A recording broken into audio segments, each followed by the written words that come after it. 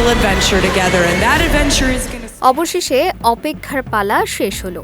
Release পেয়েছে বিশ্বের জনপ্রিয় পপ তারকা টেইলর সুইফটের দ্বাদশ অ্যালবাম।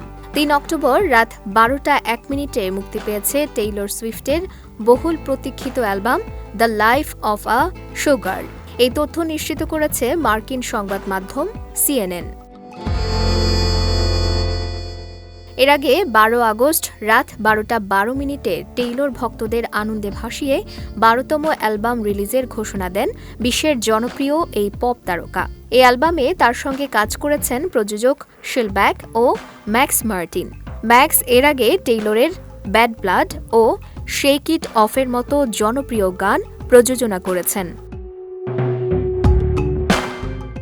CNN-এর প্রতিবেদন থেকে জানা গেছে, নতুন অ্যালবামের ১২টি গানে রয়েছে সাবলীল পপ ও ব্যালাডের ধাঁচ। সব মিলিয়ে এর দৈর্ঘ্য মাত্র ৪২ মিনিট, যা টেইলরের সাম্প্রতিক অ্যালবামগুলোর তুলনায় বেশ ছোটই বলা যায়।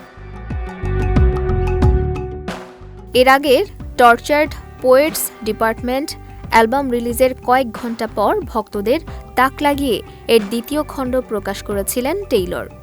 এবারও ভক্তদের সেরকম কোনো সারপ্রাইজ আসছে কিনা তা নিয়ে এরই মধ্যে নেটিজেনরা আলোচনায় মেতে উঠেছেন। The life of a showgirl অ্যালবামের গান প্রসঙ্গে টেইলর বলেন, আমি এরকম একটি অ্যালবাম অনেক দিন ধরে তৈরি করতে চেয়েছিলাম।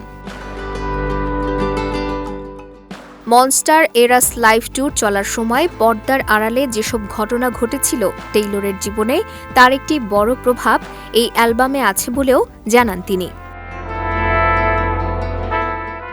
The life of a showgirl অ্যালবামে টেইলরের সঙ্গে সহশিল্পী হিসেবে আছেন জনপ্রিয় পপ তারকা সাব্রিনা কার্পেন্টার।